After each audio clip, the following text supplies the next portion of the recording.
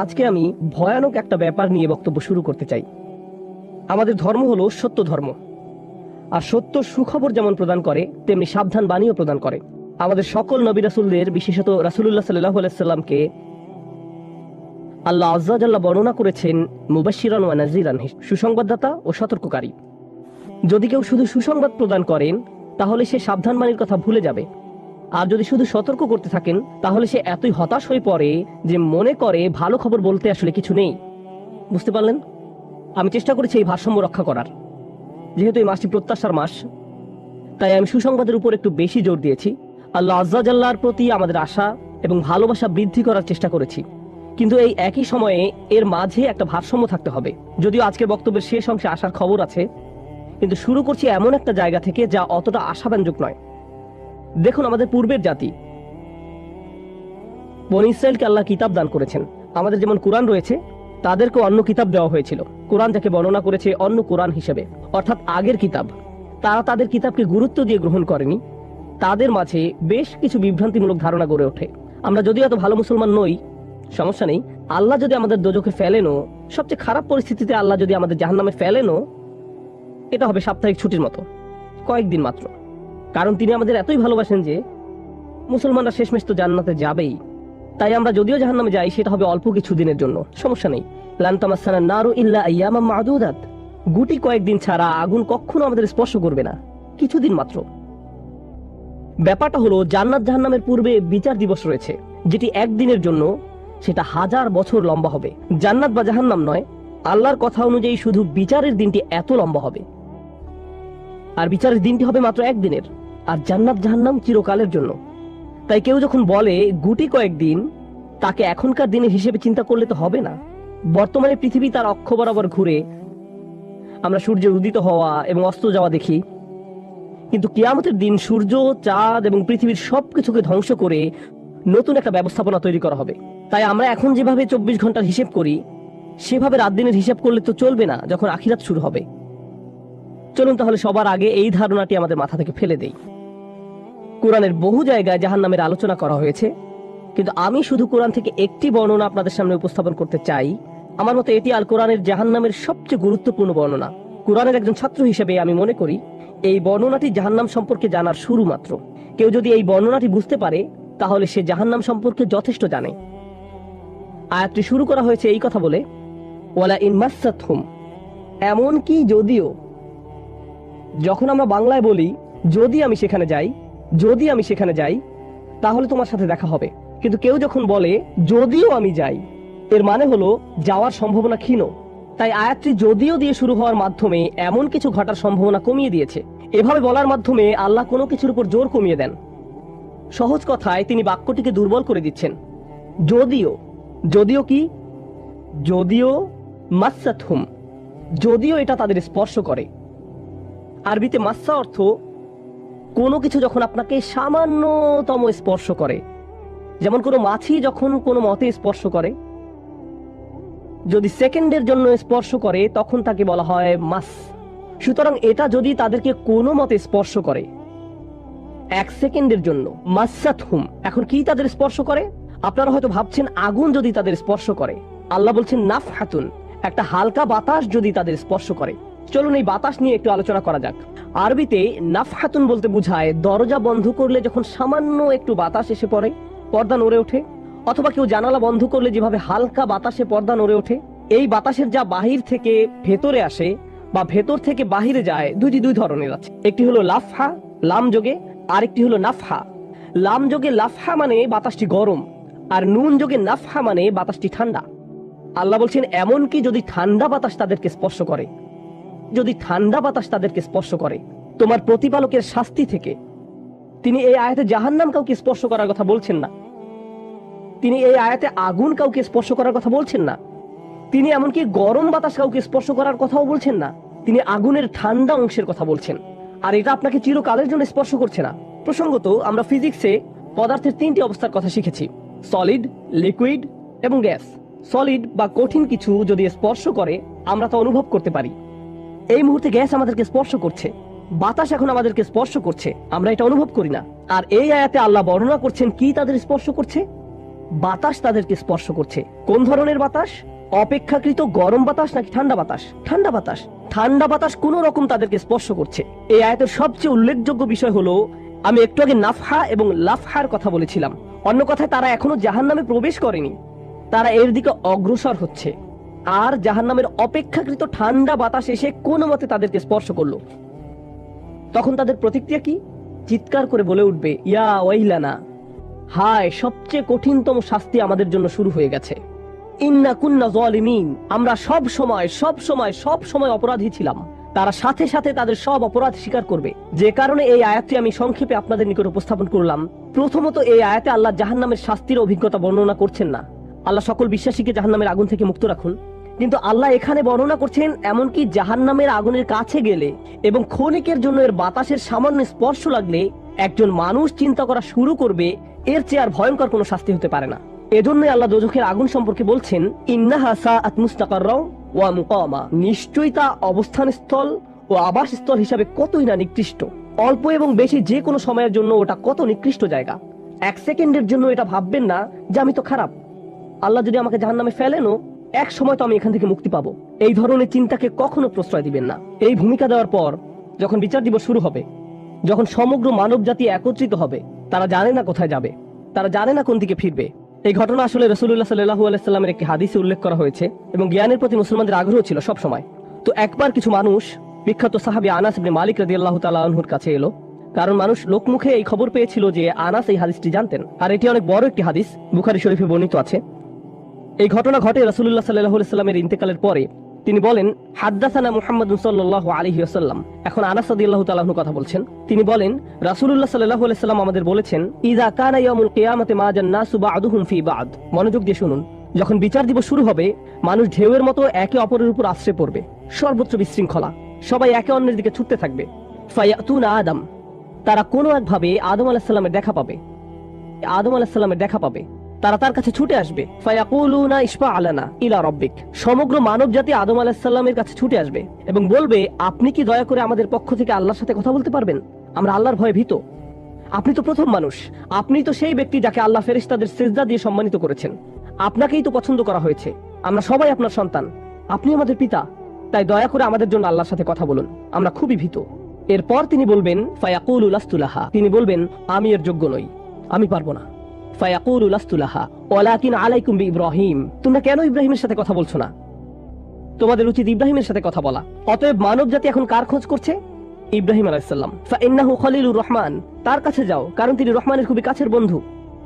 ওয়াত্তাখাযাল্লাহু ইব্রাহিমা খলিলা, কোরআনে এসেছে আল্লাহ ইব্রাহিমকে তার বন্ধুরূপে গ্রহণ করেছেন।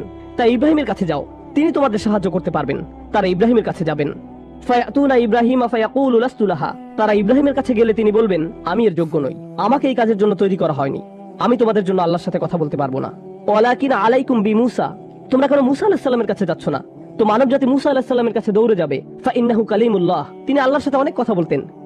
ওয়া কাল্লামাল্লাহু মূসা তাকলিমা, আর আল্লাহ মূসার সাথে কথা বলেছেন সরাসরি। সুতরাং তিনি যেহেতু আল্লাহর সাথে কথা বলতে অভ্যস্ত, আজকে তো কথা বলার উত্তম সময়, তিনি তোমাদের পক্ষ থেকে আল্লাহর সাথে কথা বলবেন।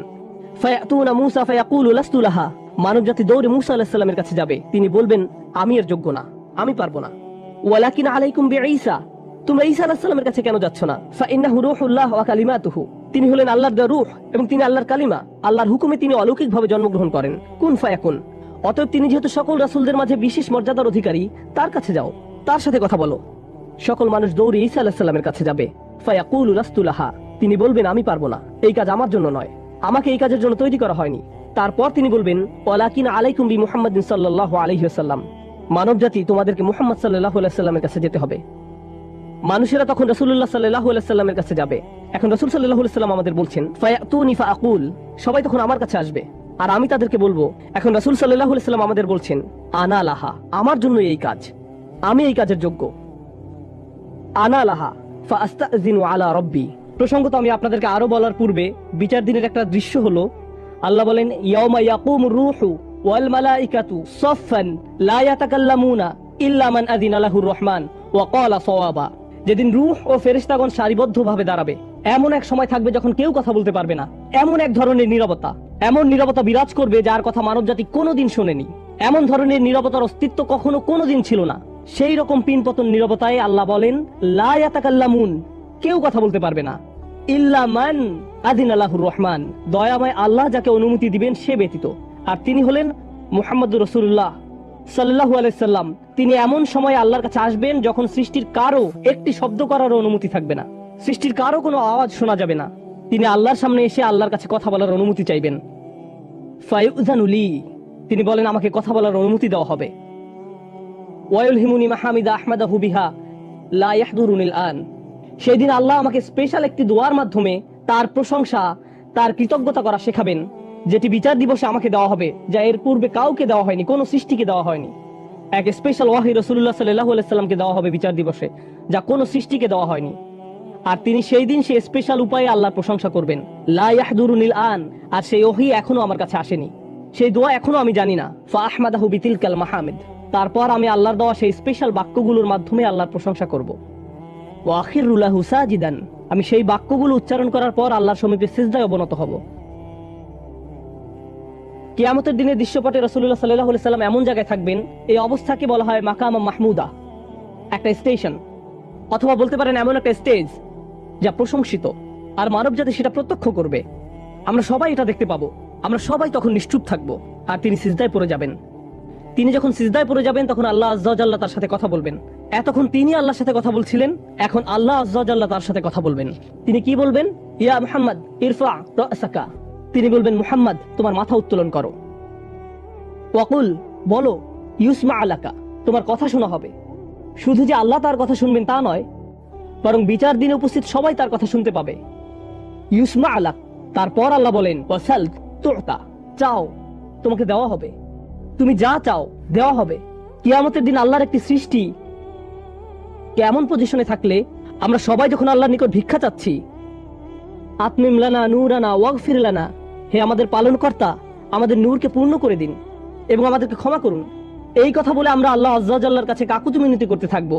আর এখানে আল্লাহ তার এই সৃষ্টিকে বলছেন, তুমি চাও, তুমি যা চাও আমি দিব, সাল তুতা। এই হলো আমাদের রাসূল সাল্লাল্লাহু আলাইহি সাল্লাম। তারপর আল্লাহ বলবেন ওয়াশফা, তুমি যদি কারো পক্ষ থেকে কথা বলতে চাও, তুমি যদি কারো ব্যাপারে সুপারিশ করতে চাও, যাও সুপারিশ করো। তুশাফা, আমি তোমাকে অন্য মানুষদের পক্ষ হয়ে কথা বলার অধিকার দিলাম। তুশাফা, এই গ্যারান্টি আল্লাহ তার রাসূল সাল্লাল্লাহু আলাইহি সাল্লামকে দিয়েছেন। ফাকুলু ইয়া রব, তখন আমি বলবো ইয়া রব, উম্মতি উম্মতি, তিনি সর্বসাকুল্যে এই কথা বলবেন, এটাই তার সম্পূর্ণ বাক্য, আমার উম্মাহ আমার উম্মাহ, আমার মানুষ আমার মানুষ। কিয়ামতের দিন সবাই বলবে নাফসি নাফসি, আমি নিজে আমি নিজে আমি নিজে। আল্লাহর নবীরা যারা মানুষকে আল্লাহর দ্বীনে আনার জন্য দিবারাত্রি পরিশ্রম করে গিয়েছেন, যেমন ইব্রাহিম আলাইহিস সালাম, যার এই দুনিয়ায় থাকাকালীন সময়ে শুধু একটাই উদ্বেগ ছিল মানুষের মুক্তি। বিচারের দিনে তিনি বলবেন না, যাও অন্য কোথায় যাও, যাও মুসার সাথে কথা বলো। মুসা আলাইহিস সালাম, যিনি বনী ইসরাইল নিয়ে চিন্তিত ছিলেন, তিনি বলবেন না, যাও ঈসার সাথে গিয়ে কথা বলো। আর আমাদের রাসূল সাল্লাল্লাহু আলাইহি সাল্লাম বলবেন, প্রসঙ্গত কোরআনে কিয়ামত দিবসের যে ভয়াবহতার কথা বর্ণনা করা হয়েছে তা একবার চিন্তা করে দেখুন। ইয়াউমা তারাউনাহা তাযহালু কুল্লু মুরদিআতিন আম্মা আরদাআত, প্রত্যেক মা যে তার বাচ্চাকে দুধ খাওয়াচ্ছে তার বাচ্চাকে ফেলে দিবে যেন সে কিছুই না। ইয়াফিরুল মারউ মিন আখিহি ওয়া উম্মিহি ওয়া আবিহি, সেদিন মানুষ তার ভাইয়ের কাছ থেকে পালাবে, মায়ের কাছ থেকে পালাবে, বাবার কাছ থেকে পালাবে। ওয়া সাহিবাতিহি ওয়া বানিহি, তার স্ত্রীর কাছ থেকে পালাবে, ছেলেমেয়ের কাছ থেকে পালাবে। আপনাদের কেউ কেউ হয়তো ইতিমধ্যে স্ত্রীর কাছ থেকে পালিয়ে বেড়ান, তাই আপনাদের কাছে হয়তো এটা অতটা ভীতিপ্রদ নয়।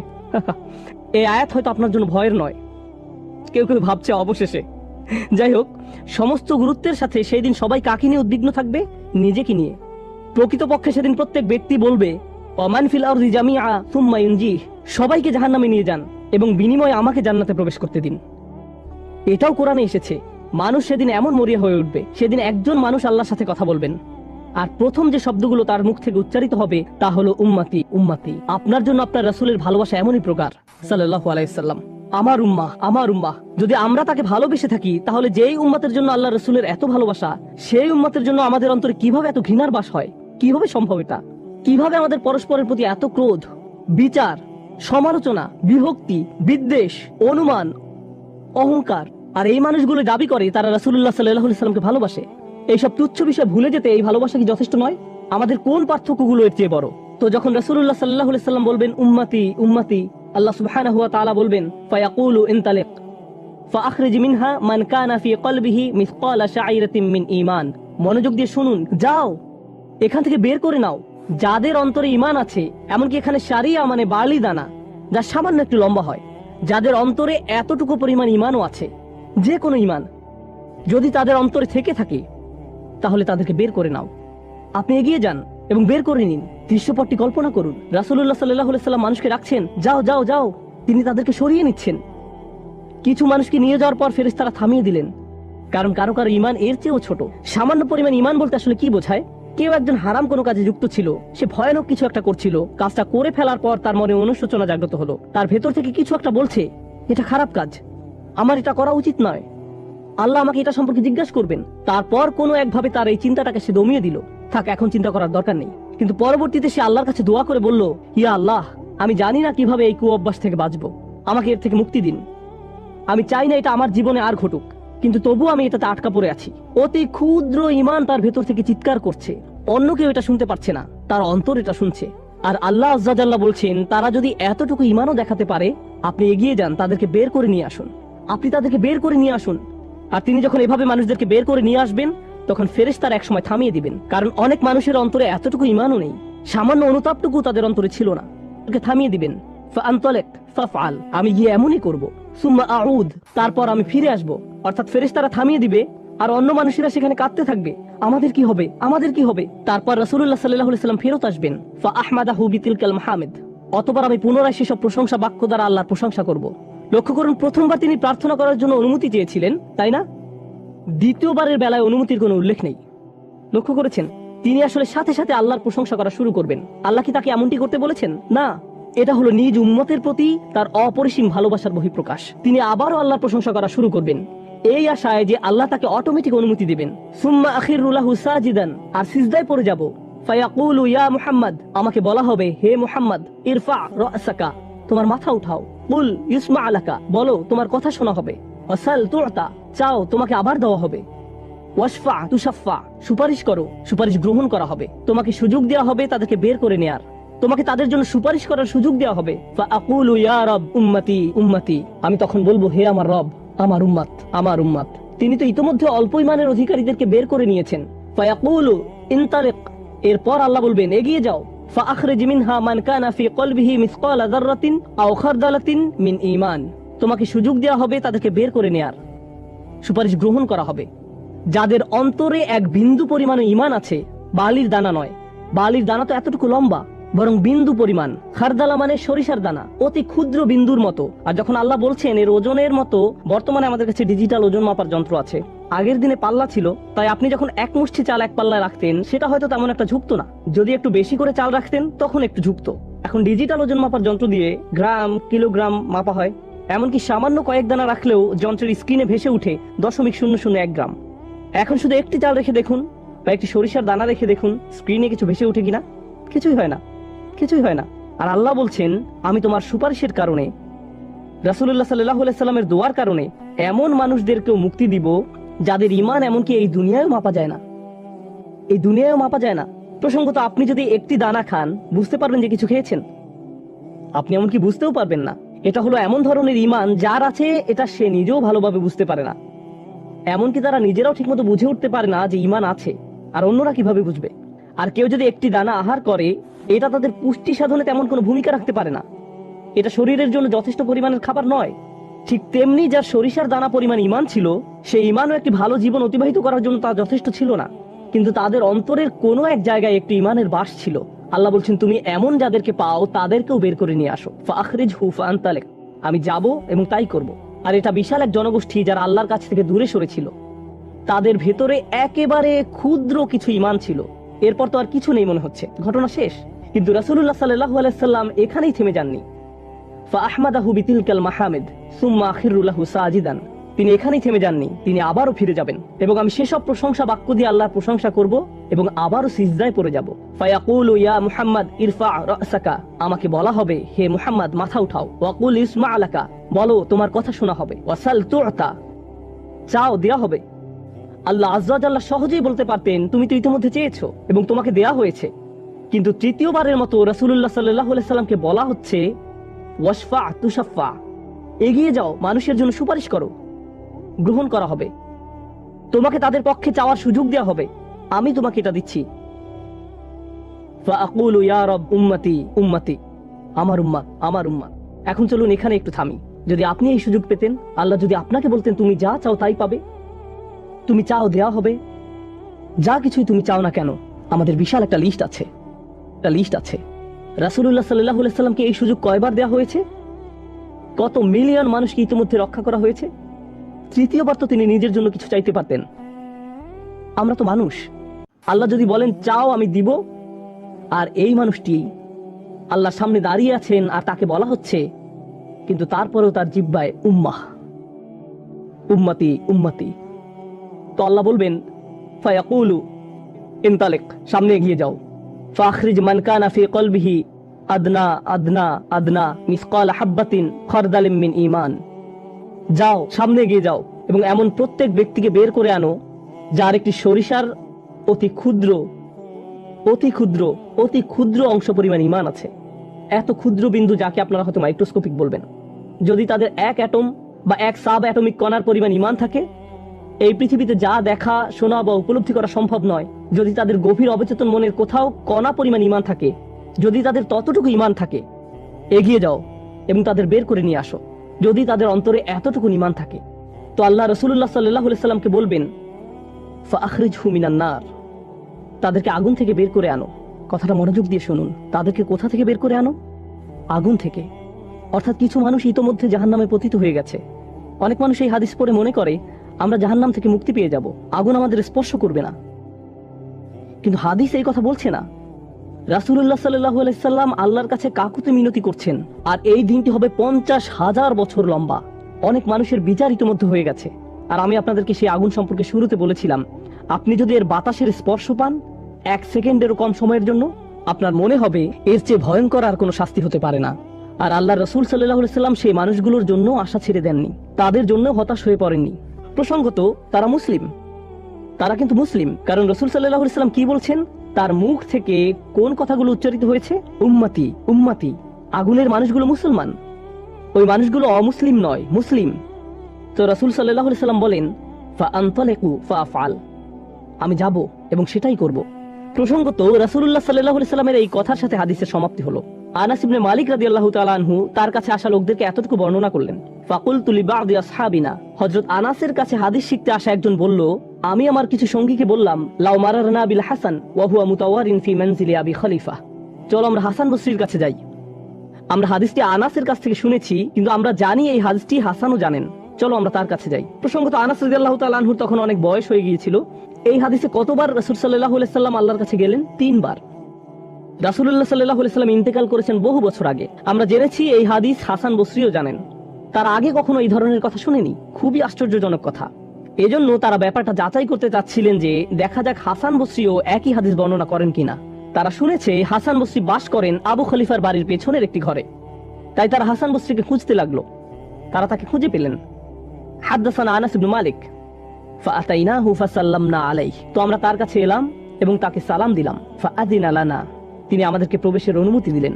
ফাকুলনা লাহু ইয়া আবা সাঈদ, আমরা তাকে বললাম, হে সাঈদের পিতা, জিনাকা মিন ইনদি আখিকা আনাস ইবনে মালিক, আমরা আপনারই ভাই আনাস ইবনে মালিকের নিকট হতে আপনার কাছে আসলাম।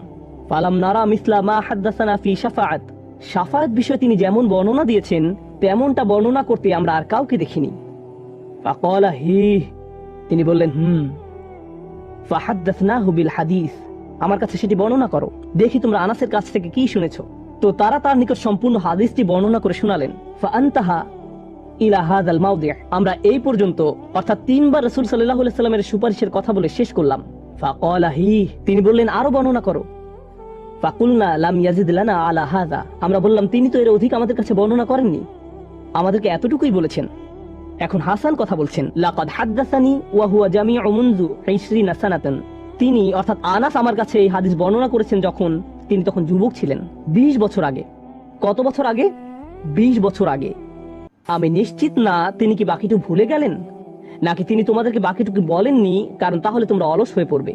ফালা আদরি আনাসি আম কারিহা আন তাত্তাকিলু, তিনি এরপর বললেন এই হাদিসের চতুর্থ একটি অংশ আছে, আর আমি নিশ্চিত নই তোমাদের বলা উচিত কিনা, কারণ তার এখন বয়স বেশি হয়েছে, তার স্মরণশক্তি ওইভাবে কাজ করছে না। কিন্তু আমার সন্দেহ তিনি তোমাদের বলেননি, কারণ তোমরা এতে অলস হয়ে পড়বে। তারা বলল, ইয়া আবা সাঈদ হাদ্দাসানা, আপনি কি আমাদেরকে এটা বলতে পারেন? আমরা আসলে জানতে চাই। ফাদহিকা, তিনি হাসতে শুরু করলেন। ফাকালা খুলিকাল ইনসানু আজুলা, তিনি কোরআনের একটি আয়াত উল্লেখ করে বললেন, মানুষকে সৃষ্টি করা হয়েছে তাড়াহুড়া প্রবণ করে। মা যাকারতুহু ইল্লা ওয়া আনা আদরি আন উহাদ্দিসুকুম হাদ্দাসানি কামা হাদ্দাসাকুম বিহি, আমি তো বর্ণনার উদ্দেশ্যেই তোমাদের কাছে বিষয়টি উল্লেখ করলাম। তিনি তাদেরকে উৎসুক করে তুলেছিলেন, আমি তোমাদেরকে বলবো তিনি তোমাদের নিকট যা বলেছেন তা সত্য। হাসান আরো বলেন, রাসূলুল্লাহ সাল্লাল্লাহু আলাইহি সাল্লাম বলেন, এরপর আমি চতুর্থবারের মতো ফিরে আসবো। ফা আহমাদাহু বিতিলকাল মাহামিদ, এবং সেসব প্রশংসা বাক্য দিয়ে আল্লাহর প্রশংসা করব, যে বাক্যগুলো আল্লাহ আমাকে দিয়েছেন, যা অন্য কোন সৃষ্টিকে এর পূর্বে দেয়া হয়নি, এবং সিজদায় পড়ে যাব। সুম্মা আখিরু লাহু সাজিদান, তখন বলা হবে, ফায়ুকালু ইয়া মুহাম্মদ ইরফা রাসাকা, হে মুহাম্মদ মাথা উঠাও। ওয়াকুল ইউসমা, বলো তোমার কথা শোনা হবে। ওয়াসাল তুআতা, চাও দেয়া হবে। ওয়াশফা তুশাফা, শাফায়াত করো গ্রহণ করা হবে। এই সময়ে এসে এতটুকুর চেয়ে ছোট ঈমানও আর অবশিষ্ট নেই। সকল সম্ভাব্য ঈমানওয়ালাদের মুক্তি হয়ে গেছে। আদনা আদনা আদনা মিসকাল হাব্বা, সবাই মুক্তি পেয়ে গেছে। ফাআকুলু ইয়া রব ইযান লি ফি মান ক্বালা লা ইলাহা ইল্লাল্লাহ। এখন রাসূলুল্লাহ সাল্লাল্লাহু আলাইহি সাল্লাম বলেননি উম্মতি, এইবার তিনি উম্মতি বলেননি, তিনি বলছেন, হে আমার প্রতিপালক, আমাদেরকে তাদের সম্পর্কে শাফায়াত করার অনুমতি দান করুন যারা বলেছে লা ইলাহা ইল্লাল্লাহ। যে এমনকি এই কথা বলেছে, আচ্ছা ঠিক আছে, আমার মনে হয় একজন সৃষ্টিকর্তা আছেন। একটি কলেজ ক্যাম্পাসে হয়তো একদল ছাত্র মুসলিম ছাত্রদের সাথে আলোচনা করছে। তখন একজন বলল, আচ্ছা ঠিক আছে, দার্শনিক দৃষ্টিকোণ থেকে মেনে নিলাম একজন ঈশ্বর রয়েছেন। ঠিক আছে, আমি মানলাম যে একজন ঈশ্বর আছেন। আমি বলছি না যে আমি মুসলিম। যদি উপাসনা করতেই হয় তাহলে শুধু এক ঈশ্বরের উপাসনা করতে হবে। তাদের অন্তরে কোনো অনুভূতি নেই, তারা কারো ইবাদত করছে না, তারা শুধু এই উপসংহারে পৌঁছেছে। প্রসঙ্গত এই ধরনের একটা সাদৃশ্য পাওয়া যায় সূরা হুজরাতের একটা আলোচনায়। আল্লাহ বলছেন, ফাকালাতিল আরাবু আমান্না কুল লাম তুমিনু ওয়ালাকিন কুলু আসলামনা, বেদুইনরা বলে আমরা ঈমান এনেছি। বলো তোমরা ঈমান আনোনি, বরং তোমরা বলো আমরা আনুগত্য স্বীকার করেছি। তোমরা শুধু ইসলামের প্রাথমিক ধারণা গ্রহণ করেছো। ধারণা থাকে এখানে, আর ঈমান কোথায় থাকে? যাদের অন্তরে কিছু ঈমান ছিল তাদের ইতোমধ্যে নেওয়া হয়ে গেছে। এখন যাদের মাথায় কিছু ধারণা ছিল যে একজন রব আছেন, তারা কোনোদিন ধর্ম প্র্যাকটিস করেনি, তারা ধর্মীয় কোনো কাজই করেনি, তারা শুধু এই ধারণা মেনে নিয়েছিল যে শুধু একজন প্রভুর উপাসনা করতে হবে। রাসূলুল্লাহ সাল্লাল্লাহু আলাইহি সাল্লাম বলছেন, যে কেউ এই সিদ্ধান্তে আসবে যে কেউ বলবে লা ইলাহা ইল্লাল্লাহ, তার জন্য শাফায়াত করার অনুমতি দান করুন। আল্লাহ বলবেন, ফায়াকুলু ওয়া ইজ্জাতি ওয়া জালালি ওয়া কিবরিয়াই ওয়া আযীমাতি, আল্লাহ বলবেন, আমি আমার কর্তৃত্বের শপথ করছি, আমি আমার স্বীয় গৌরবের শপথ করছি, আমি আমার বরত্বের শপথ করছি, আমি আমার মহত্বের শপথ করছি, লা উখরিজান্না মিনহা মান ক্বালা লা ইলাহা ইল্লাল্লাহ, আমি স্বয়ং অবশ্যই তাদের সবাইকে জাহান্নাম থেকে বের করব যারা বলেছে লা ইলাহা ইল্লাল্লাহ, তোমার এই সুপারিশের কারণে। সাল্লাল্লাহু আলাইহি সাল্লাম। জাহান্নাম কতটা ভয়ঙ্কর তার একটা ছোট্ট নমুনা দিয়ে আমি আজকের আলোচনা শুরু করেছিলাম। এখন সব শেষে রাসূলুল্লাহ সাল্লাল্লাহু আলাইহি সাল্লাম আমাদের জন্য এই শাফায়াত করছেন। এই হাদিসটি অন্যতম গুরুত্বপূর্ণ একটি হাদিস। এমনকি 20 বছর পরে আনাস ইবনে মালিক এখন বৃদ্ধ হয়ে গেছেন, মানুষ তখনও তার কাছে শাফায়াত বিষয়ে জানতে এসেছেন। এমনকি আজকের দিনেও এই হাদিসটি অন্যতম শক্তিশালী একটি হাদিস, এবং অন্যতম এই জন্য যে ভুলভাবে ব্যবহার করার একটি বক্তব্য রাসূলুল্লাহ সাল্লাল্লাহু আলাইহি সাল্লামের। কখনোই এর অপব্যবহারের চিন্তাও করবেন না। এটা ফ্রি হয়ে যাওয়ার লাইসেন্স নয়। যদি আমরা মনোযোগের সাথে পড়ি তাহলে আমরা বুঝবো যে আল্লাহ এমন মানুষদেরকে জাহান্নাম থেকে বের করে আনার জন্য অনুমতি দেবেন যাদের ঈমান যথেষ্ট ছিল না, যাদের সৎ কাজ যথেষ্ট ছিল না। পক্ষান্তরে এমন অনেক মানুষ থাকবে যাদের অন্তরে ঈমান আছে, যাদের ডান হাতে সৎ কাজ আছে, আর এই সৎ কাজগুলো বিচারের দিনে আলোতে পরিণত হবে। হৃদয়ের ঈমান ও বিচারের দিনে জ্যোতিতে পরিণত হবে। ইয়াসআ নূরুহুম বাইনা আইদিহিম ওয়া বিআইমানিহিম, তাদের বুকের ভেতর থেকে আলো ছুটতে থাকবে, এবং তাদের ডান হাত থেকে এই আলো টর্চে পরিণত হবে, গাড়ির হেডলাইটের মতো। চারপাশে থাকবে অন্ধকারাচ্ছন্ন, আর আপনি জান্নাতের দিকে ছুটতে থাকবেন। আপনাকে জাহান্নাম অতিক্রম করে যেতে হবে, এটা আল্লাহর নির্দেশ। ওয়া ইম মিনকুম ইল্লা ওয়ারিদুহা, জান্নাতে যেতে হলে সবাইকে জাহান্নাম অতিক্রম করে যেতে হবে, সবাইকে, এর কোনো ব্যতিক্রম নেই। আর এই ব্রিজ অতিক্রম করতে হলে আপনার আলো লাগবে। যদি আলো না থাকে তাহলে পড়ে যাবেন।